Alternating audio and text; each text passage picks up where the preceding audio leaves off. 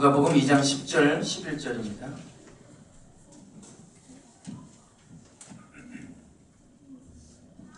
누가복음 2장 10절, 11절 두 절 함께 읽겠습니다. 천사가 이르되 무서워하지 말라. 보라, 내가 온 백성에게 미칠 큰 기쁨의 좋은 소식을 너희에게 전하노라. 오늘 다윗의 동네에 너희를 위하여 구주가 나셨으니 곧 그리스도 주시니라. 아멘.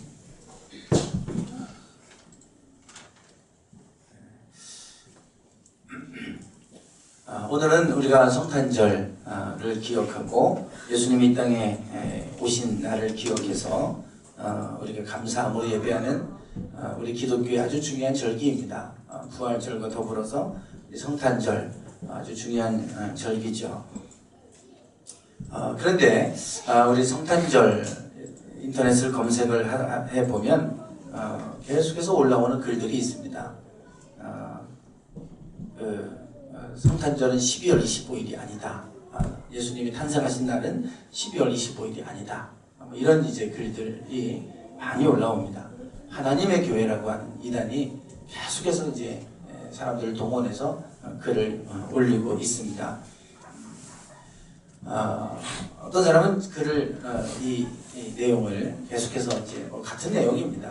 비슷한 내용인데 제목을 아주 재미있게 달아놨습니다. 성탄절이 12월 25일 가짜라고 전해라. 뭐 이렇게 해서 뭔 내용인가 이제 보니까 결국 그 얘기예요. 12월 25일은 예수님이 태어나신 날이 아니다. 성경에 예수님이 12월 25일을 태어났다는 말이 없다. 이제 그런 얘기부터 시작합니다. 뭐 맞는 얘기죠. 그리고 12월 25일은 로마 사람들이 가장 중요하게 지켰던 태양절기였다. 이제 동지절이라고도 하죠. 예, 이제 그것을 얘기합니다. 뭐 많이 들어보셨을 거예요. 우리나라도 뭐 동지가 12월 올해 22일인가요? 지나간 걸로 알고 있는데 이제 동짓날이다. 그러면 그때 악귀를 물리친다. 애군을 없앤다. 그래서 붉은 죽을 먹죠.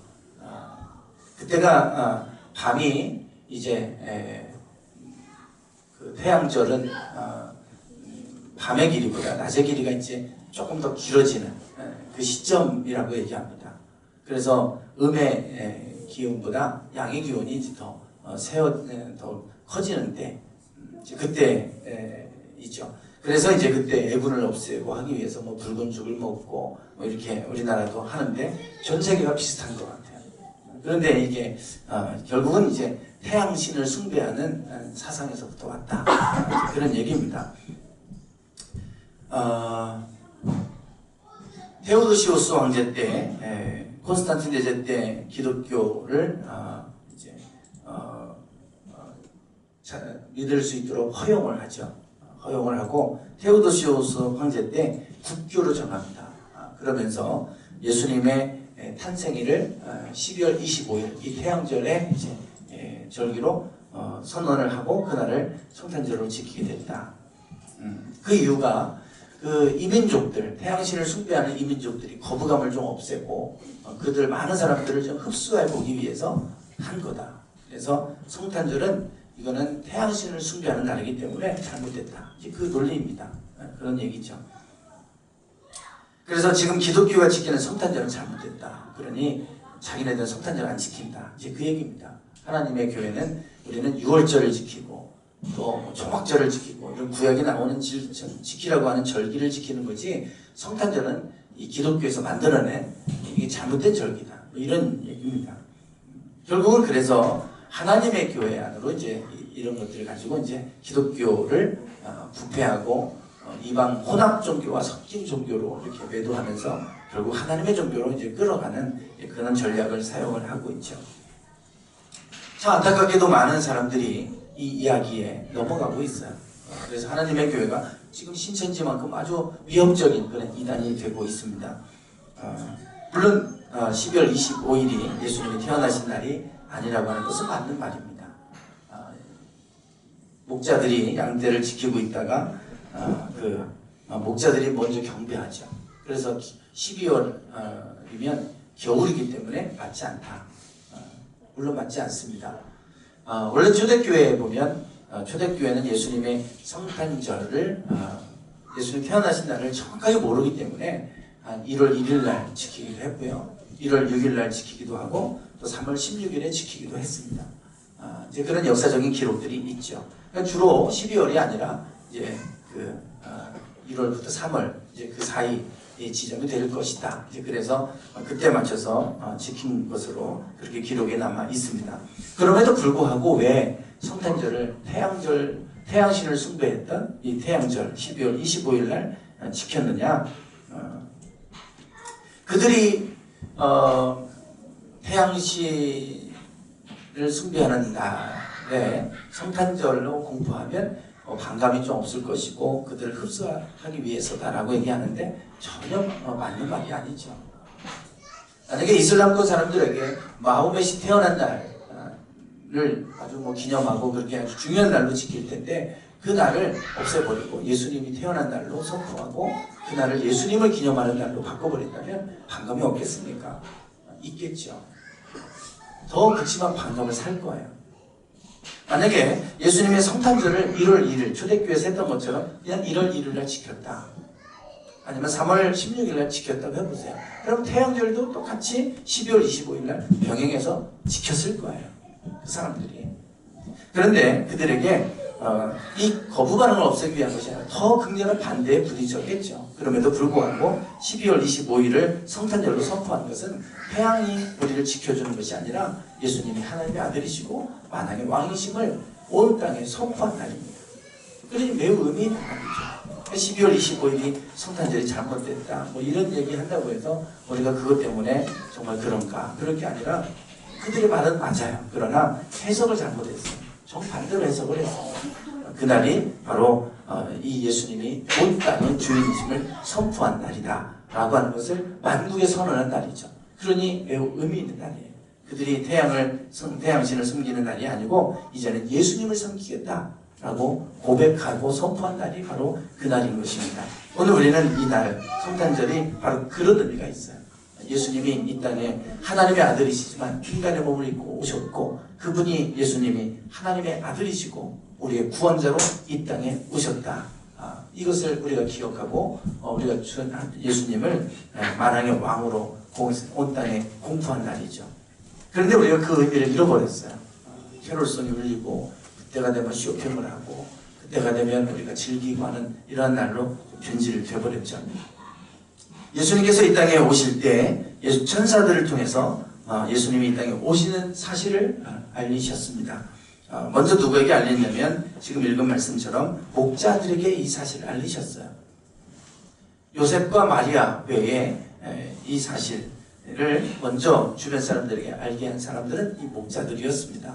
목자들이 양을 치는데 주의 천사가 그들에게 나타났죠. 주의 영광이 그들을 두루 비치매 크게 그들이 무서워했다.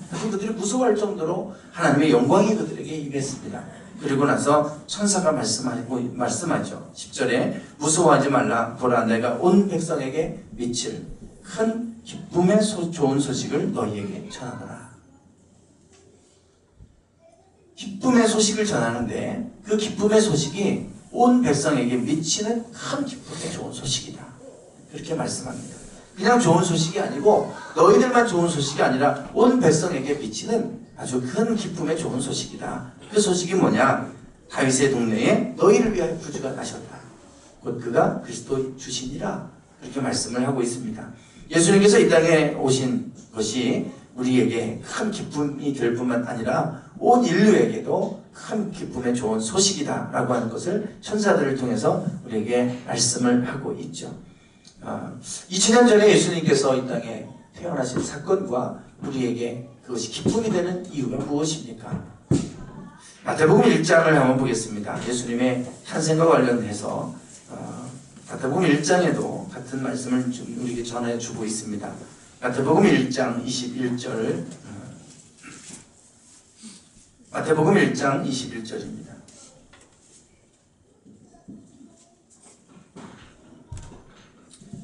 우리 함께 읽겠습니다. 시작.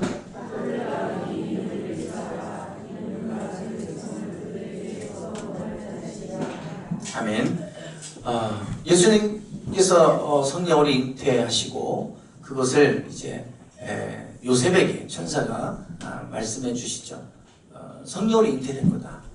내 안에 데려오기를 두려워하지 말아라. 그리고 나서 이제 아들을 낳게 될 텐데 그 이름을 예수라고 해라. 이렇게 이제 이름까지 말씀해 주세요. 근데 그 이름의 뜻을 말씀하죠. 왜 예수라고 하라고 하느냐? 그 이유는 그가 자기 백성을 저희 죄에서 구원할 자이십니다. 저희 죄에서 구원할 자다. 그래서 예수라고 해라. 예수는 구원자라는 뜻입니다. 구원하는데 우리를 그 고통에서 건져내고 이 로마의 압제로부터 건져내는 그런 차원이 아니라 우리를 죄로부터 구원할 자다. 그래서 예수라고 해라. 그렇게 말씀하고 있죠. 예수님이 이 땅에 오신 목적은 분명합니다. 우리를 죄로부터 구원하는 것입니다. 우리를 죄 가운데서 우리를 구원하시고 그래서 우리로 하여금 죄인이 아닌 의인으로서 하나님 앞에 설 수 있도록 하기 위해서 이 땅에 오셨다. 그렇게 우리에게 분명하게 말씀을 하고 있죠. 그래서 우리에게 인류에게 미치는 큰 기쁨의 좋은 소식이다. 성경은 그렇게 말합니다. 지금까지 어떤 누가 이 죄의 문제를 해결한 사람이 없었어요. 수많은 인류의 역사 속에서 많은 사람들이 세상을 좀 구원해 보겠다고 이 세상에 자기가 정말 유토피아 같은 이상적인 좀 나라를 만들어 보겠다고 일어난 사람은 많아요. 그런데 보면 다 변질돼요. 나중에 처음에는 그런 마음 갖고 시작할지 모르지만 나중에 다 변질됩니다. 요즘에 이렇게 그 초안지 만화로 된 초안지를 제가 이렇게 틈틈이 보고 있어요. 보는데 다 군웅할 것이 때가 있었잖아요. 이 부패하고 썩은 이 세상을 자기가 일어나서 바꿔보겠다고 많은 영웅들이 일어났어요. 그래서 결국은 천하를 통일하고 왕이 되고 황제가 되고 그렇지만 또 썩어요. 또 부패해요. 뭐 중국 역사뿐만 아니라 인류의 역사 속에 얼마나 많은 사람들이 일어났습니까? 알렉산더 대왕도 그 중에 한 사람이었죠. 예수님보다 앞서서 먼저 이 땅에 와서 자기가 아리스토텔레스의 제자였어요. 아주 똑똑한 사람이죠. 아리스토텔레스로부터 그가 철학을 배우고 그리고 나서 이 세상을 헬라 철학의 신봉자였기 때문에 헬라화 시키겠다. 그래서 무지로부터 이 세상 사람들을 해방시켜주겠다. 그래서 일어난 사람이 알렉산더 대왕이고 그가 그래서 헬라 대제국을 이룹니다. 그런데 그가 33살의 나이에 풍토병으로 일찍 세상을 떠나고 말이죠. 그리고 나서 그가 꿈꿨던 세상은 사라졌어요. 헬라 제국은 다 분열되고 흩어져 버리고 깨지고 말았죠. 또 로마라고 하는 제국이 일어났죠. 역사 속에 바로 이런 일들이 일어났어요. 뭐 마르크스 레닌 마찬가지잖아요. 세상이 자본주의로 너무 타락하고 부패하고 소수의 사람들에게 모든 부가 물리고 불공평해지니까 그들이 우리를 착취하는 이 세상으로부터 사람들 노동자를 구원해야 되겠다. 프롤레타리아 혁명을 일으키고 그리고 모든 사람들이 평등하게 사는 세상을 만들겠다. 얼마나 멋진 얘기입니까? 많은 사람들이 거기에 동조했대요. 그래서 사회주의 공산국가가 한때 우리 이 민주주의와 더불어서 한 세대를 이룰 정도로 한 시대에 풍미했던 때가 있었죠. 그러나 지금 다 실패했어요. 이상은 좋아요. 그들의 말은 너무 멋있어요. 그런데 지금 뭐 사회주의 다 몰락했고 남아있는 북한의 모습을 보십시오. 얼마나 비참합니까? 평등한 세상 이룰 수 없어요. 이상적인 말은 누구든지 할 수 있지만 할 수 없습니다. 왜 그러냐면 인간 자체가 죄인이기 때문에 그렇습니다. 인간 자체가 선하지 않아요. 인간 안에는 우리가 자꾸 본성적으로 죄악된 것들이 피가 흐르기 때문에 누구든지 다 시간이 지나면 타락하고 처음에는 그런 좋은 뜻을 갖고 일어날지 모르지만 다 변질되고 또 어느 시점 가면 또 죄악된 모습으로 그렇게 변화되는 모습을 볼 수가 있습니다. 뭐 교회도 마찬가지예요. 교회는 우리 본질적으로 죄악된 사람들이 죄인된 사람들이 모여 있는데 어떻게 완전할 수 있겠어요? 절대 완전하지 않잖아요. 아무리 좋은 교회라고 해도 그 안에 들어가 보면 똑같아요. 사람 사는데 똑같죠. 지난번 지방연합성회 때 오셨던 안호성 목사님 참 많은 은혜를 끼쳤어요. 지금도 많은 분들이 좋은 목사님 오셔서 큰 은혜 받게 해주셔서 감사하다고 문자를 보내주기도 하고 그런 얘기를 해주세요. 참 대단한 분이죠. 하나님의 임재 가운데 예배의 목숨을 걸고 예배가 막 살아나고 그래서 교회가 성장하고 그러잖아요. 그래서 지금 많은 그런 부흥도 이루고 그래서 많은 이제 사람들이 주목하는 교회가 됐어요. 그런데 마지막 날 그런 얘기를 해요. 작년에는 교회를 목회를 그만두고 싶은 마음이었다. 우울증이 찾아와서 목회를 그만둬야 되나 심각한 그러한 시점도 있었다고 얘기하잖아요. 하나님의 은혜 속에 살아가지만 그래도 그 안에는 늘 우리가 겪어야 되는 문제들이 있어요. 인간이기 때문에 겪는 문제예요. 아무리 좋아 보여도 그 안에 들어가면 똑같이 문제가 있고 아픔이 있고 또 그런 어려움들이 있어요. 왜냐하면 사람 자체가 본성적으로 우리가 악한 모습들, 죄악된 모습들을 가지고 있기 때문입니다. 이 죄의 문제가 해결되지 않아요. 이번 성탄절 예배를 준비하면서 예수님에 대해서 생각을 하다가 문득 떠오른 책이 있었어요. Why Jesus라고 하는 책입니다. 왜 예수일까? Why Jesus? MBC 앵커를 지냈던 조정민 씨 옆모습인데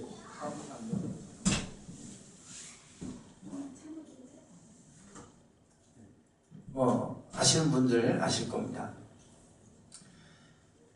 조정민 앵커 이분이 쓴 책이에요. 왜 지저스인가? 다시 우유를 한번 볼게요. 기독교가 종교였다면 난 불교를 떠나지 않았을 것이다. 아주 독실한 불교 신자였습니다. 물론 아내는 크리스찬이에요. 그래서 자기 집안은 불교 집안이었고 그런데 이제 아내를 만났고 나중에 뒤늦게 회심하고 그리고 나서 기독교 신자가 되고 그리고 나서 모든 IMBC 사장까지 지냈던 분이에요. 근데 그거 다 내려놓고 미국으로 유학 가서 신학을 공부하고 목사가 되셨어요. 지금은 이제 예수 그리스도만 전하는 일에 지금 아주 전념을 하나 하고 있는 분입니다. 기독교는 종교가 아니라는 거예요. 다른 종교와 똑같은 많은 종교 가운데 하나라면 나는 절대 불교를 버리지 않았을 것이다. 이렇게 얘기하는 분입니다. 그래서 이 Why Jesus라는 책을 제가 다시 떠들어 보면서 이제 그분이 이제 예수님에 대해서 이제 쭉 얘기하는데 그 앞부분에 이런 얘기를 해요. 불교 신자였기 때문에 불교에 대해서 관심이 많았던 분이고 또 불교에 흠치에 있던 분이기도 하죠. 성철 스님을 얘기를 합니다. 불교도들로부터 아주 존경받았던 분이죠. 불교인들뿐만 아니라 일반 사람들에게도 아주 존경받았던 성철 스님. 그분이 이제 돌아가시기 전에 했던 얘기를 소개를 하는 거예요. 저는 뭐 그런 얘기까지 한 줄까지는 몰랐어요. 근데 그런 얘기를 했대요. 자기가 대중을 속였다. 내가 대중을 속였거니와 쌓은 죄가 수미산보다 높다. 이런 얘기를 하셨다는 거예요. 내가 사람들로부터 존경받고 얼마나 존경받았는지 그분을 만나려면 3000배를 하고 나서야 그분을 만날 수 있다고 그래요. 그러니까 아주 속세로 더러운 사람이 직접 성철 스님을 못 만나니까 3000배를 한 다음에 그리고 성철 스님을 만날 정도로 그렇게 존경받는 이제 그런 분이었다는 거죠. 그런데 그분이 돌아가시기 전에 내가 대중을 속였거니와 쌓은 죄가 수미산보다 높다. 그렇게 얘기를 했다는 거예요. 일찍부터 출가해서 우리보다 훨씬 더 죄를 짓지 않고 살았던 그런 분임에도 불구하고 이분이 쌓은 죄가 수미산보다 높다고 말한다면 그럼 우리는 도대체 어떤 정도일까? 그런 얘기를 합니다. 도대체 이분이 죄를 지었다고 하는데 그 죄가 수미산보다 더 높다고 얘기하는데 얼마나 많은 죄가 있길래 이런 얘기를 할까? 그리고 나중에 이분이 한 얘기는 죄를 수없이 많이 지었기 때문에 나는 지옥에 간다. 이런 얘기를 마지막으로 했다고 그러죠. 나는 지옥에 간다. 종교란 바로 그런 거라는 거예요. 기독교가 종교가 아닌 이유. 그걸 설명하는 겁니다. 왜 기독교는 종교가 아니고 또 종교를 가지고는 우리가 구원에 이를 수 없는가? 자기 힘으로 죄를 씻어보겠다. 자기 노력으로 죄의 문제를 해결해 보겠다고 산속에 들어가서 세속적인 생활을 떠나서 산속에 들어가서 저렇게 돌을 닦고 깨달음을 얻고 살아가지만 여전히 죽을 때는 내가 대중을 속였다. 내 쌓은 죄가 수미산보다 높다. 그래서 나는 지옥에 간다. 이렇게 얘기하는 것을 보면 우리는 결코 죄의 문제를 해결할 수 없다. 어떤 종교로도 죄의 문제가 해결되지 않는다는 거예요. 오직 기독교만이 우리 죄의 문제를 해결하는데 이건 종교, 일반 종교하고 다르다는 거죠. 예수님께서 우리 죄의 문제를 해결하기 위해서 이 땅에 오셨다고 얘기하고 그것이 온 백성에게 미치는 큰 기쁨의 좋은 소식이다. 그래요. 우리가 아무리 노력해도 씻을 수 없는 죄의 문제, 해결할 수 없는 죄의 문제, 예수님께서 그 문제 해결해 주시겠다고 오셨는데 그것의 방법은 간단해요. 예수님이 우리의 죄를 대신해서 내가 죽어야 될 그 죄의 대가를 예수님이 대신해서 죽어주심으로 우리 죄가 용서받는 그런 방법이죠. 대속이에요. 대속. 대신 속량해 주시는 은혜예요. 그래서 우리가 죄가 있지만 그럼에도 불구하고 예수님을 통해서 우리가 죄가 없이 되어져서 그 은혜로 구원에 이르게 되는 거예요. 그걸 우리는 값없이 은혜로 우리가 구원을 얻었다. 그걸 은혜라고 얘기하지 않습니까? 우리가 죄가 없어서 구원에 받는 게 아니에요. 다 죄가 있잖아요. 예수님이 죄의 대가를 지불해 주셨기 때문에 대신해서 지불해 주셨고 그래서 우리가 죄값을 대신해서 누군가 치러줬기 때문에 그로 인해서 우리가 용서를 받는 거예요. 우리가 미성년자들이 죄를 범하면 죄값을 못 물잖아요. 그 부모가 대신해서 그 져요. 부모가 그 죄값을 대신해서 그 책임을 지면 그 죄는 없어져요. 죄가 있지만 벌금을 물고 돈을 물면 그 대가를 지불했으니까 죄값을 치르게 되니까 죄가 없어지죠. 똑같은 원리입니다. 우리가 죄의 결과로 죽어야 되지만 예수님이 대신해서 지어주셨기 때문에 그걸로 인해서 우리가 구원받게 되는 거잖아요. 우리 힘으로 씻을 수 없는 죄의 문제를 예수님께서 해결해 주셨어요. 우리 옛말에 도토리 키재기란 말이 있어요. 다 거기서 거기잖아요. 얼마나 착해고 얼마나 의로워 봐야 얼마나 의롭겠어요. 우리가. 또 얼마나 우리가 악하다고 해봐야 또 얼마나 악하겠습니까? 다 사람이 거기서 거기죠. 성만찬 하는 그림, 성만찬이 아니고 그 마지막 만찬, 최후의 만찬 그림 그릴 때 모델을 레오나르도 다빈치가 그릴 때 모델을 선정했다고 그러잖아요. 한 사람 한 사람 모델을 찾아다니면서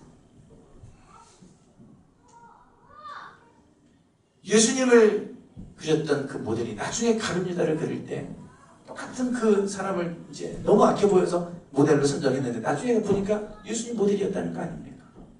사람이 똑같죠. 어느 순간은 착한 것 같은데 어느 순간 우리가 악해질 수 있어요. 그게 우리 인간이에요. 그러니 우리가 다 거기서 거기에 지금은 우리가 그런 것 같아도 어느 순간 보면 우리가 한없이 무너져 있어서 악해질 수 있어요.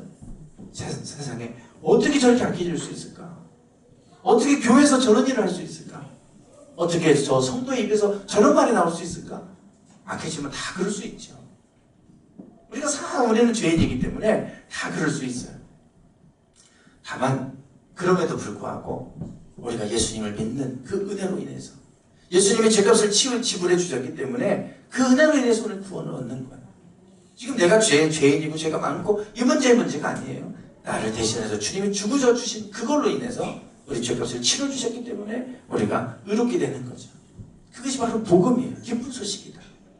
그래서 우리가 예수님 앞에 우리가 감사함으로 이 땅에 오신 예수님을 우리가 감사하고 우리가 기념하고 예배하는 겁니다. 지난번 제가 중국에 가서 강의를 하면서 그런 질문을 했어요. 제가 신학원에 일반 우리 대전에 있는 신학원에 가서 강의할 때도 그런 질문을 해요. 예수님을 모르는 사람들, 예수님을 안 믿는 사람들은 아무리 착하게 살아도 구원을 받습니까? 못 받습니까? 질문을 아무리 착하게 살아도 예수님을 안 믿으면 구원을 받습니까? 못 받습니까? 그러면 즉각적으로 대답이 나와요. 착하게 살아도 예수님을 안 믿으면 구원을 받습니까? 못 받습니까? 여러분은 어떻게 생각하세요? 분명히 대답합니다. 못 받습니다. 착하게 살아도 소용없어요. 예수님만 믿어야 구원받는 거지 착하게 살아도 예수님 안 믿으면 구원 못 받습니다. 그래서 제가 다시 한번 질문하죠. 그러면 예수님이 이 땅에 오시기 전에 사람들은 예수님을 몰랐고 예수님 오시기 전인데 그러면 그 사람들은 어떻게 됩니까? 그래도 못 받습니다. 그 사람들은 예수님 안 믿었기 때문에 못 받습니다. 이상하게 논리적으로 뭔가 이상하잖아요. 예수님 오신 이후의 사람들은 그렇다고 쳐도 예수님 오시기 전에 사람들은 예수님 안 믿었으니까 못 받는데 그러면 이거 뭔가 지금 설명이 안 되잖아요. 그냥 막 어거지예요. 안 된대요. 그러니 제가 그 얘기를 들어도 제가 이해가 안 되는데 세상 사람들이 이해가 되겠습니까? 뭐 이런 어거지가 다 있나? 아주 완전히 단단히 세뇌당했구만. 뭐 이런 생각할 거 아니겠어요? 제가 너무 많이 이제 그런 교육을 받아서 그런가 그냥 뭐 즉각적으로 받아보면 생각해볼 것도 없어요. 그래서 제가 질문을 하죠. 예수님께서 왜 이 땅에 오셨습니까? 그럼 바로 얘기해요. 죄 때문에 왔습니다. 우리가 죄를 안 짓고 착하게 살아가면 예수님이 이 땅에 오실 이유가 없습니다. 죄를 안 짓고 착하게 살아가는데 예수님 오실 이유가 없는데 예수님이 우리 죄 때문에 오셨는데 죄가 없는 착한 사람이 예수를 안 믿었다고 왜 지옥 갑니까? 죄가 없으면 천국 가죠. 예수님은 우리 죄를 용서하기 위해서 오셨고 우리가 죄 문제를 해결할 수가 없으니까 대신 죄 문제 해결해 주시기 위해 오셨는데 죄가 없는데 예수님 안 믿었다고 그럼 죄 문제 해결하기 위해 오신 예수님하고 목적어가 안 맞지 않아요. 그랬더니 그런가 이제 막 헷갈리기 시작하는 거예요. 사람들이 그래요. 착하게 살아도 예수 안 믿으면 구원 못 받냐? 못 받아. 그러면 이제 막 논쟁거리가 될 거예요. 이해를 못하죠. 제가 그랬어요. 착하게 살면 구원 받습니다. 예수님 안 믿어도 착하게 살면 구원 받습니다. 그런데 착하게 살 수 있는 구원 받을 만한 그런 의로운 사람이 과연 있겠습니까? 없습니다. 다 얘기하면 없어요. 그래서 우리에게는 예수님이 필요합니다. 그래서 예수님이 필요합니다. 사람들이 얘기할 때 예수님 안 믿어도 착하게 살면 난 착하게 살아서 구원 받겠다고 얘기하면 저는 분명히 얘기해요. 착하게 살아서 구원 받을 수 있어요. 그러나 그렇게 살아서 구원 받을 수 있으면 착하게 살아서 구원 받으세요. 그게 얼마나 어려운지 그 방법으로 구원을 굳이 받으시겠다고 하면 그 방법으로 얼마든지 구원을 받으세요. 그러나 저는 그렇게 살 수 없어요. 저는 그렇게 살 수 없어요. 죄가 늘 있기 때문에 우리 예수님이 그렇게 살 수 없는 인간들을 위해서 은혜로 그 모든 죄값을 지불해 주시고 예수님을 믿기만 하면 그 모든 죄를 다 대신 져주셨기 때문에 그래서 우리 죄를 없애해 주셔서 구원받는 쉬운 길을 주셨는데 왜 뭐하러 그렇게 어려운 길을 택해서 그렇게 구원받겠다고 하겠습니까? 나는 이 길을 택할 때는 당신은 그럼 그 길을 택해서 구원받으십시오. 사람들이 무슨 말인지 이해하는 거예요. 이제 무조건 예수님을 믿어야 구원받는다니까 그것이 집이 되어버리는 거지. 그게 아니라 구원받을 수 있는 길이 또 다른 길이 있어요. 착하게 살면 돼요. 양심대로 살면 돼요. 그러나 그렇게 못 사니까 우리에게 값없이 은혜를 다 대신해서 용서해 주시고 구원받을 수 있는 길을 열어주셨잖아요. 그것이 우리에게는 큰 기쁨의 좋은 소식이 있어요. 그래서 굿뉴스예요. 가스펠 복음은 굿뉴스 좋은 소식입니다. 우리가 결코 해결할 수 없는 죄의 문제를 예수님이 해결해 주셨기 때문에 이것이 온 백성에게 온 인류에게 앞으로도 태어날 모든 사람들에게 미치는 큰 기쁨의 좋은 소식이다. 그렇게 성경은 우리에게 말씀하고 있습니다. 오늘 우리 예수님이 이 땅에 오신 목적은 우리의 죄 문제를 해결하기 위해 오셨어요. 죄가 없다고 해도 우리는 다 죄가 있잖아요. 다만 예수님 앞에 그 모든 죄를 회개하고 우리가 대신해서 이 땅에 오신 예수님을 인정하고 고백하면 우리 모든 죄를 도말하셔서 우리를 구원하게 하시는 줄 믿습니다. 오늘 이것이 우리에게는 소망이고 그래서 비록 죄인이지만 그래도 우리는 하나님 나라의 백성으로 우리가 천국의 시민이 될 수 있는 소망 가지고 살 수 있는 이유입니다. 오늘 우리가 이 성탄절을 통해서 우리 죄의 문제를 해결해 주신 그 은혜를 우리가 기억하고 감사하는 그러한 우리 날이 되기를 원합니다. 기도하겠습니다.